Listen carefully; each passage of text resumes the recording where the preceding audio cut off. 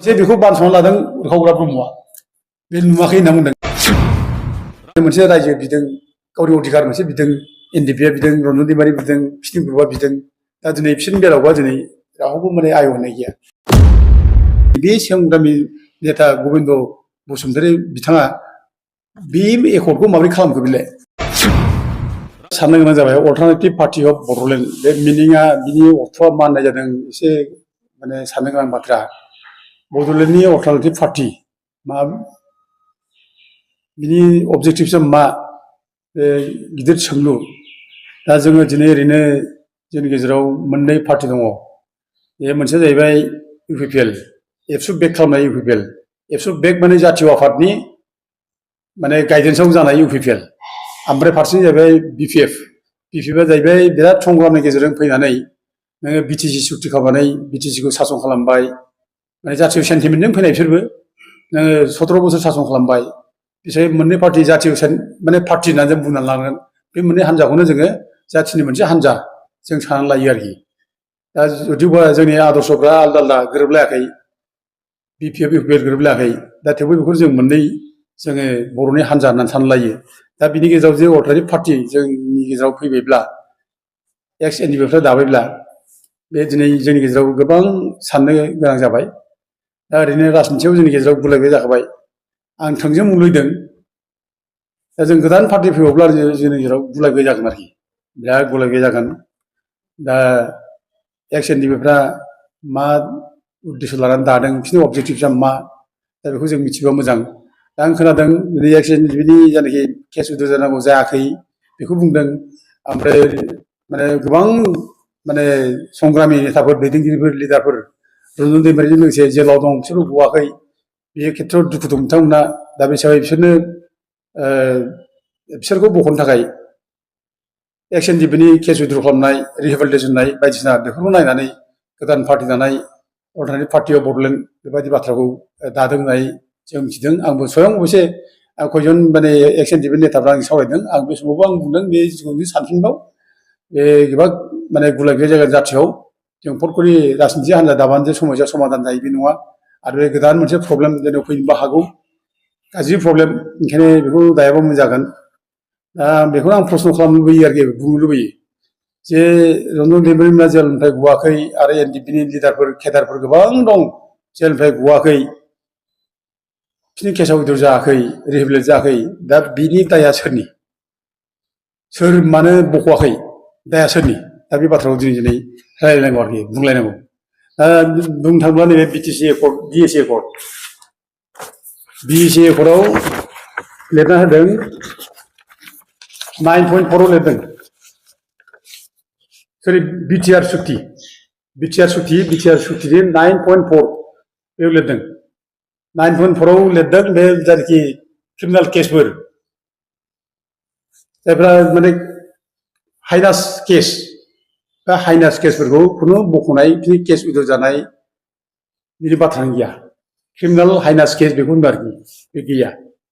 दा जाय नन हाइनास केसफोर बेखौ एकदम गभर्नमेन्टआ दानि प्रेजेन्ट अफ ल रुल्स अफ ल बेजों बिसोरखौ माने बिजिरनाय जागोन होनना बुंदों खिन्थु हाइनास केस जेनेबा रन्जन दैमारिजों लोगोसे बिदिनो लोगो नेताफोर जायफोर जेलाव जाबाय आरो गोबां एनआइ केस माने नांनानै दङ दा बेफोर गनायनिखौनो बाथ्रानो गैया बिसोरनि बाथ्राखौ उल्लेखखौनो खालामाखै बेयाव गवा आरोखि दा अब्ला नोङो बे जायनाखि बिटिआर सुक्ति खालामबाय नोङो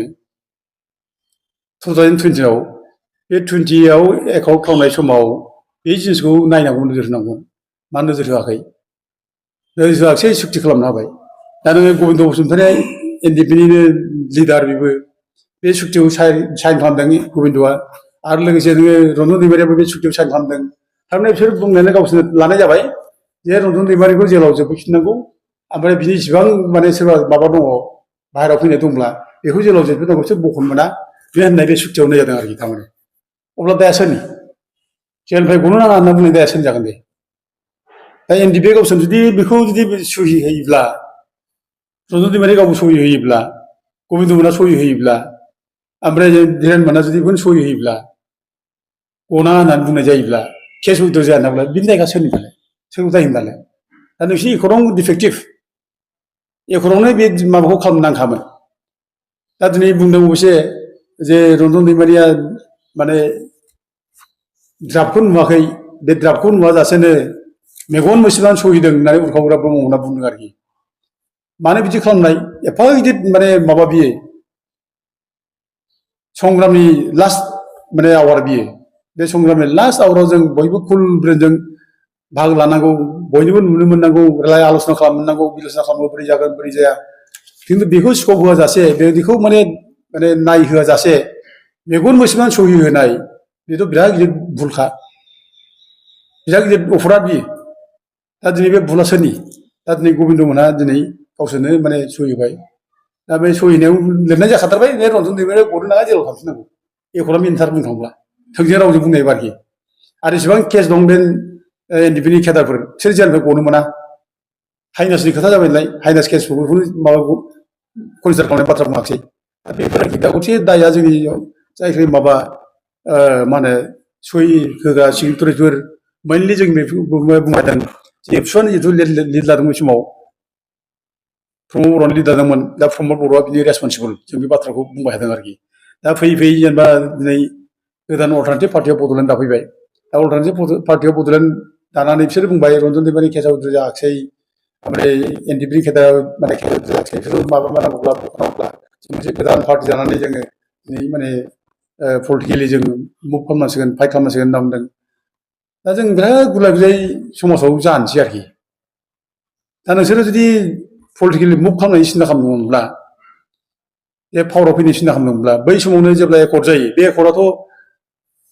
माने एबसुआथ' ओरैनो माबानानै सिगां बारस'नानै खालामनायल'सो जादों बे बिटिआर एकर्डआ बेथ' माने पिस एकर्ड होनना बुंदों बेखौ बेथ' एनडिपिफोरनि अस्त्रधारिफोरजों एकर्डमोन बियो दा बिसोर बे अस्त्रधारिजों एकर्ड खालामनाय समावनो बिसोरो एकर्ड खालामनायनि उनाव बिसोरो सरकार दानायनि बाथ्राखौ गावसोरनो सिनांगौ सरकारखौ जों बोरै दानो सोर सोरखौ जोङो माने एमसिएलए इलेक्सन गेलेहोनो सोरनो जों इएम होनो सोर मानो बिसोर बे समावनो बिसोरो थिग खालामनांगौमोन दा दिनै होमब्लाबो गबिन्दमोन फैबाय गबिन्दमोनहा प्रमद बर'मोनजों इउपिपिएलआव थाफानानै इलेक्सन गेलेबाय देरहाबाय माबामोन फैबाय फेरेंगामोन फैबाय दा बिसोरो एनडिपिनि जानानैथ' फैदोंना बिसोरो आरो एनडिपिआ जुदि माने आरो बांसिन सिट नांगौ होनना बुङोब्ला बिसोरजों रायलायनानै बाव बांसिन सिट बिनानै बै समावनो इलेक्सन गेलेनानै बिसोरो पावाराव फैनायनि सेस्था खालामनांगौमोन खिन्थु बेखौ सिन्था खालामाखिसै दानि गोदानै माने फैबावबाय जोंनो पावाराव फैनांसिगोन जोङो एनडिपिआ होननानै दा डिभाइडेड एग्रि जाजोब्बाय गासिबो एनडिपिआ सोरबा माने फेरेंगा फ्रेक्सन सोरबा गबिन्द फ्रेक्सन सोरबा जिरेन फ्रेक्सन सोरबा नै माबानि सावरायग्रा बिसावरायग्रा दा बिदिबा नों बे मोजोमसे एनडिपिआ सोरखौ लानानै फाइट खालामनो सोरखौ लानानै नों दिनै इलेक्सन गेलेनो बेसेबां देरहागोन बेथ' सन्देह जाबायना दा जोंनि गेजेरावल' गुलाय गुजाय जासिगोन नामा गावस्रा गावसि जानानै बेखौ देरहाहोआ बेखौ देरहाहोआ बिदिथ' मोनसे परिबेस फैसिगोन नामा आरो फारसेजोंनो बिजेपिआ बेखौ लानानै मोनसे सुजुग लासिगोन नामा बिजेपिआ माने बिटिसिआव पावाराव फैनायनि मोनसे स्कप मोनसिगोन नामा दिनै बे जोंनि थाखाय गोथौ साननो गोनां दिनै जानानै फैबाय आरो दाथ' जायनाखि बुंदों हेमन्त बिश्व शर्माया जे एबार एखेबारे 40 सिटसआव दारायजोबगोन होननानै बुंदों आरोखि अनलि मोननै जायगायावल'सो दाराय नङा हाग्रामानि सिटआव दाराया ओमफ्राय प्रमद बर'नि सिटआव दाराया बाखियाव दारायजोबगोन ओरै होनना बुंदों आरोखि थारमाने बिसोर मोनसे मन'बल मोनदों दा स्ट्रेंथ मोनदों दा बे जायनाखि एक्स एनडिपिनि जायनाखि अल्टारनेटिभ पार्टि बड'लेण्डनि दा बेखौ मोननानै बिसोरबो नुदों अंखखौ खालामदों बियो दा बिसोरनि गेजेराव गुलाय गुजाय जाब्ला दा पाब्लिकनि गेजेराव मोनसे गोसो बायगोन जे खौसेयानो गैलाब्ला जों बेयाव थाना मा जाबावनो बे मोनसे भाब सोना होगोन बिसोरो थारमाने दा बिदि भाब सोना होनानै डिभाइड खालामना होनानै बिजेपिआबो फैगोन बिजेपिआ फैनानै माने बिटिसिआव पावाराव फैनायनि थाखाय बिसोरो सिन्था खालामो दा माथ्र' नैबेखौल' माबा होनदों सेन्टिमेन्टखौ नायनानै बर'नि सेन्टिमेन्टआव जाहाथे आघात होआ हाग्रामा होनब्ला हाग्रामाजों गोबां सापर्ट दंथ' प्रमद बर' दंबा होनब्ला प्रमद बर'जोंबो सापर्ट दङ दा गथे प्रमद बर' आरो हाग्रामाखौ आघात होआ बालानो होननाय जाबाय आरोखि बिसोरखौ जेबो खालामनानै फैदों बिसोरो देरहाबोथों बिसोरखौ जोङो देरहानो स्कप होगोन गावसोर बोरै देरहालायो जों माने केन्डिडेट होआ बिजेपिआ माने मोनसे सेम्पिटि ओरैनो जास्ट रायजो राजानि देखायफ्लानानै बाखिखौ जों केपचार खालामना लानानै बे हाग्रामाखौबो प्रमदखौबो माने आला गला खालामनायनि बाथ्रा जादों आरो गोदाव सोराव खालामनायनि मोनसे पलिसि बे माबानि हेमन्त बिश्व शर्मानि ओंखायनो नैबे दानि गोदान जानाखि दादों अल्टारनेटिभ पार्टि बेखौ जोङो एसे गोथौयै सिन्था खालामबा मोजां जायोमोन जे रायजोफ्रा दिनै हयथ' अनेक दा बुंनो स्कप मोनसिगोन जोङो एनडिपिखौ सिम्पेथि देखायनानै जों गोबां बाथ्रा बुंनांगौ जों बुङाखै मानोना एफा गोबाव संग्राम खालामना फैबाय खस्थ'बो मोनबाय जेल जाबाय सोरबा गावथारजाबाय सोरबा बिसि फिसा आलाय सिलाय जाबाय जायफ्रा माने बाहेरायाव फैबाय जेलनिफ्राय बिसोरनि केसआबो दाबो दङ हाइनास केस बिसोर कर्टआव थांबाय थानाङो बिसोरनि केसखौ गहरैखौनो माबाखौ खालामाखै आरोखि दा गतिके नोङो दिनै बे समाव आरो जुदि जोंनो गोदानै पार्टि जालायबावोब्ला गुलाय गुजाय मोनसे परिबेस फैगोन दा बेफोर आरोखि दा रन्जन दैमारिनि खेथ्रआव दा सोरबा गोदान गोदान खोथा बुंलाबाय थादों जे माने कनभिक्टेड जाखानाय मानसिखौ बोरै बख'नो होनलाबाय थादों आरोखि इउजि ब्रह्मनि बुंनायखौ आं मैयाबो खोनादों बिनि केसा आलादा बिनि खोथायाव मा बुंनो बे कनभिक्सन जाखानाय बेबायदि बाथ्रा दा पलिटिकेल जुदि उइल दङ गभर्नमेन्टआ कनभिक्सन जाबालाय मानो हाया जानांगौ हायोना बेथ' ओरैनो बे बुंलायनाय गावनि दायखौ बारग'नायनि बाथ्रा बुंनाय जादों कनभिक्सन जानाय खथ' मेला माने रिलिज जानायबो दङ दा बिदिब्लालाय नों मानोथो आगोलाव बै समाव नों मानोथो बुङा जे एकर्ड जानायनि उनाव एखेबारे रन्जन दैमारियाबो उदां अख्राङाव फैबाय ना रंजालायबाय फुर्ति फुर्तिनो नों माखौ लानोथो रंजाखो माखौ लानानै फुर्ति खालामखो नोंहा बे समाव साननाय गैयामोन नामा जे कनभिक्टेड जानाय मानसिया नोङो माने गवा होननानै नोङो बे समाव माने आयेननि खोथाखौ नों मिथियामोन नामा सानामोन नामा मानो बिदि खोथा बुंलाबायखो आरो नों माबायाबो बुंबाय प्रमद बर'आ बुंबाय रन्जन दैमारियाबो उदां अख्राङाव फैबाय होनना बुंबाय थेवब्ला मानो बुंखो नोंसोर बे समाव जुदि माने कनभिक्सन जानाय मानसिया कनभिक्टेड जानाय मानसिया जुदि गवा होनना बुङोब्ला मानो बुंखो बे खोथाखौ मानो बुंखो बेथ' माने बे ओरैनो बुंलानाय आरोखि गभर्नमेन्टआ उइल थायोब्ला नोङो कनभिक्टेड जाब्लाबो बेखौ बख'नो हायो गिदिर बाथ्रा नङा बिदि गोबां उदाहरन दं गोबां गनाय दङ नैबे आरोखि आं मोनसे उदाहरन मोनसे नुदों आंहा गोसोआव दं बे जेब्ला काठमान्डुनिफ्राय 1999 24 डिसेम्बर बेयाव जेब्ला काठमान्डुनिफ्राय IC 814 जेब्ला माने किडनेप खालामनानै लाङो आरो हाइजेक खालामनानै लाङो माबासिम काठमान्डुसिम माने कान्धारसिम काठमान्डुनिफ्राय कान्धारसिम लाङो बे कान्धारसिम लांनाय समाव माने मस्ट क्रिमिनेल मस्ट वान्टेड इन्डियाननि मस्ट टेररिस्ट बे साथाम मानसिखौ इन्डियान गभर्नमेन्टआ हगारनांदों इन्डियान जेलनिफ्राय जेल जाखानाय बिसोरो बे मौलाना मासुद आजहार बेखौ हगारनांदों नोङो ओमफ्राय आहमेद उमर साइद शेख बेखौ हगारनांदों नोङो ओमफ्राय मुस्ताक महम्मद जारगन बेखौ हगारनांदों दा बेखौ इन्डियाननि जायनाखि फरेन सेक्रेटारि माबा जसवन्त सिं बेनो स्पेसियेल माने फ्लाइट लानानै थांनानै कान्धाराव हगारहैनांदों आरोखि नों नायदाय बे समावखि आयना गैयामोन नामा एफा गिदिर टेररिस्टखौ एफा क्रिमिनेल मानसिखौ नोङो जेल जाखानाय मानसिखौ नोङो दिनै सानसेनो हगारनानै बख'हैनांबाय नोङो दा बेफोर दा दिनै गावनि फिसा असे फिसा गावनिनो बेथ' टेररिस्टबो नङा मोनसे गावनि जायगायावनो थानाय मोनसे रायजो बिदों गावनि अधिकार मोनसे बिदों एनडिपिआ बिदों रन्जन दैमारि बिदों बिसोरनि ग्रुपआ बिदों दा दिनै बिसोरनि बेलायावबा दिनै रावबो माने आय होननाय गैया नों एकर्ड खालामबाय बिसोरजोंनो एकर्ड खालामनानै दिनै बिसोरखौ जेलाव जोबनानै दोनबाय दा बिसोरखौ गनाय बाथ्रानो फैयाखै हाइनास नान हाइनास खोथा बुंनानै हाइनास केसखौ बख'नाय जाया गवा ओरैबाय बिसोरनि केसआव उइद्र' जाया अब्ला बेथ' बिराद गिदिर माने डिसक्रिमिनेसन जाबाय बे जोंनि सायाव जोंखौ अननाय भाबै जोंखौ जेल जानाय जोंखौ अननाय भाबै जेलाव जोबनानै दोननाय जोंखौ लिंगुइस्टिक खालामनाय चेन्ज खालामनाय बिसो जाबाय अथ'सो जों सेम एकर्डआ माबाबो जादों 1992 जादों 1992 एकर्ड जाब्ला हाइनास केसखौबो उइद्र' खालामनाय जागोन होननानै लिरदों 93 नि माबायाव नों नाय एकर्डआव नाय बेयाव मोनगोन आरोखि 93 नि BSc एकर्डआव हाइनास केसखौबो उइद्र' खालामनाय जागोन होननानै रोखा रोखा लिरदों आरोखि बेयाव बे 18.2 आव दङ बे 18.2 नि BSc एकर्डआव दङ हाइनास केस बेखौ उइद्र' खालामनाय जागोन ओरैनो बुंदों ओमफ्राय 2003 नि जायनाखि BTC एकर्ड 2003 नि BTC एकर्डआवबो बेयावथ' एखेबारे रोखा बुंना होदों जाय एकर्ड सिगनेटरिस थारमाने जायफ्रा अस्त्र दैग्रा एकर्ड सिगनेटरि जेनेबा हाग्रामा महिलारिमोन खाम्फा बरगयारिमोन चन्दन ब्रह्ममोन बिसोरखौनो लानानै इन्टारिम गभर्नमेन्ट दानो थिनबावदों मालाय बे समाव बिसोरनि केसखौ गासिबो माने उइद्र' खालामना होजोबदों गासिबो सासेबो दोनाखैना दा अब्ला दिनै बिसोरखौ गासिबो रेहाय होबाय बिसोरनो फ्रि हेन्ड होबाय गभर्नमेन्ट दानोबो थिनबाय खिन्थु एनडिपिनि बेलायाव रन्जन दैमारिनि बेलायाव मानो बिदि स्टेप मादार माने बेबहार मानो फैखो बेथ' जानो नांगोन बेखौथ' माने बिसोरनि केसखौ उइद्र' खालामनांगोन मानो जायाखै थारमाने जोंनाव लेक अफ माने पलिटिकेल वाइसडम उइल आरोखि लेक अफ पलिटिकेल उइल बे माने माबा पलिटिकेल उइल गैयिनि थाखाय दिनै बिसोर हगाराखै हगारनो गोसो गैया दा बे आरोखि दा बिसोर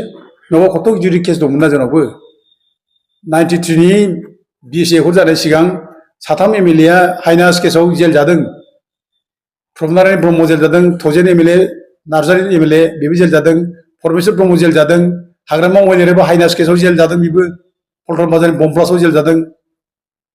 ओमफ्राय जों डक्टर भरत माने बसुमतारी बेबो जेल जादों बिश्राम नार्जारि बेबो जेल जादों आरो गोबां मानसि जेल जादों दा बे गासैबो दिनै BSc सुक्ति जानाय लोगो लोगो हाइनास केसब्लाबो उइद्र' खालामजोबदों गासैबो केस माने बे BSc एकर्ड जानायनि उनावनो बे केसफोरा गासैबो उइद्र' खालामनानै बिसोरखौ माने लाबोजोबदों बाहेराव अब्ला दिनै माने NDPनि खेथ्रआव मानो बिदि जाखो दा बेफोर दा बेनिखायनो दिनै जोंनि जायनाखि दा माबा दाबाय अल्टारनेटिभ पार्टि अफ बड'लेण्ड बे दानाय जायनाखि दैदेनगिरिफोर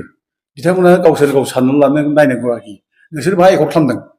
नोंसोरनि एकर्डआ मोजांमोन ना गाज्रिमोन नोंसोर भुल खालामबाय नामा नोंसोर जुदि स्ट्रं जायोमोनब्ला रन्जन दैमारिया गावबो बुजिखाबायमोनब्ला जे आं बे केसाव आं माने गला आं माने एकर्ड खालामबाबो गला नांब्ला गावनि हेर'इक स्पिरिटखौ देखायनांगौमोन बियो आं बेखौ लुबैदों आरोखि आं जेलावनो थैसै नांगौबा आं थेवबो बेबायदि खुरिया एकर्डखौ आं साइन खालामा बेखौ बुंनांगौमोन दा अबयसे बेखौ बानस'ना लादों उरखावग्रा ब्रह्मआ बे नुवाखै होनना बुंदों खिन्थु नुवाखैनाबो बेबो एकर्ड खालामनाङा एफा गिदिर सासे नेताया नुवाखैना साइन खालामनाय एफा गिदिर संग्रामि एथ' गिदिर अस्त्रधारि गिलु बालु इण्डियायाव देरसिन माने माबा गोनां होनब्ला गुरुत्व गोनां अस्त्रधारि होनब्ला NDP बिराद मानियो बिराद गियो बयबो बिराद जोनो जोनाव बाथ्रा गोनां दा गथे बे एकर्डखौ रन्जन दैमारिया नायनांगौ आरो मिथिदोंब्ला बियो आङो जाफर जिबन जेल जानो आंखौ दोनखाबाय जेब्ला आं जेलाव थासिगोन आं नांलिया आरो आं बर' जाथियाव बे रोखोम माने बिदि गाज्रि आंनो बिटिआर सुक्तियाव खालामनाङा होनना बे मोनसे डिसिसन लानांबाय गावनि हेर'इक स्पिरिटखौ बे देखायथारनांगौ आरोखि आं बेखौ खोब गोसो गोरबोजों आं लुबैदों आरोखि जाथि सेन्टिमेन्ट जाबो दं आरो बेथ' बे जेनेबा देखायाखिसै बेबो होबाय मालाया होनायखाय गावबो होबाय जेनेबा गबिन्दआ फोथायना थाखो गबिन्दआथ' दंथारमोन आरो बिनि लोगोआव दंथारमोन गबिन्दआथ' सासे बिराद गिदिर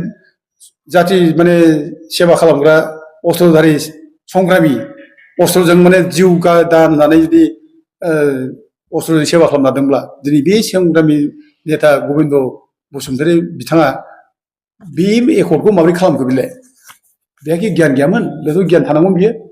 दा रन्जन दैमारिखौ जेलाव जाबफिननांगौ होननाय बे एकर्डखौ बेयाव लिरनानै दोननाय जाबाय इसिबां NDPनि मानसि दं बेखौ जेलाव फिसिनानै दोननांगौ क्रिमिनेल केस गोनांफोर हाइनास केसफोरखौ बेथ' एकर्डआव दोननाय जाबाय दा दायनिगिरिया नोंसोर नङा नङा जागोनलाय बाथ्रा बे दा गबिन्द बसुमतारी दिनै मा बुंदों रन्जन दैमारिखौ गनांगौ थैनोबो बुङा बे दा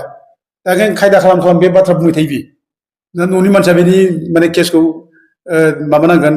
बख'नायनि दायथ' लानांगोन मानांगोन बायदिसिना लाबाय आरे बाबा नों अर्गानाइजेसन नों साथिनि थानो नोंनि माने बसआ जेल जाबाय बेनि थाखाय नों दिनै मा दुखु खालामाखै होनलाय आंनि बसआनो जेल जाबायब्ला आं जेबो नाङा बे जेल जानायनि माबायाव आंखौनो जेबो माबा लाया बे गवागौमानि बिसो जानांगौमोन दा खिन्थु दायित्व गैयै दायित्व गियानहीन मानसि बियो